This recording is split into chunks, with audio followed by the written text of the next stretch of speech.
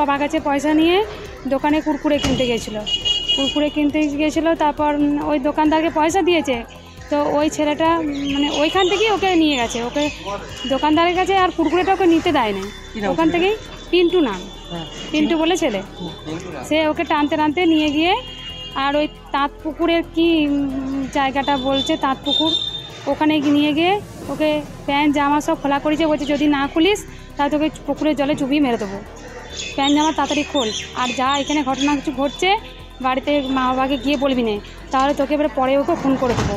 বাড়ি এসে আমাকে গিয়েছে ভয়ে কাঁদতে কাঁদতে গোটায় কাঁপছে, ও সোজা দাঁড়াতে পারছে না, এত কাঁপছে। নিয়ে এসে আমাকে এই কথাগুলো বলছে।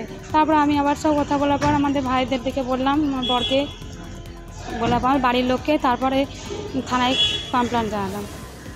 আর ওকেও মারধর কিছু করা হয়েছে, আরও মারা উচিত ছিল। আচ্ছা শিশু, সে কিচ্ছু জানে না, তার কোনো এখনও মানে বুঝে যায় নাই, আর তাকে যদি এরকম করে সেই ছেলের শাস্তি হওয়া উচিত। ফলো করুন সংবাদ প্রতিদিন ডিজিটাল।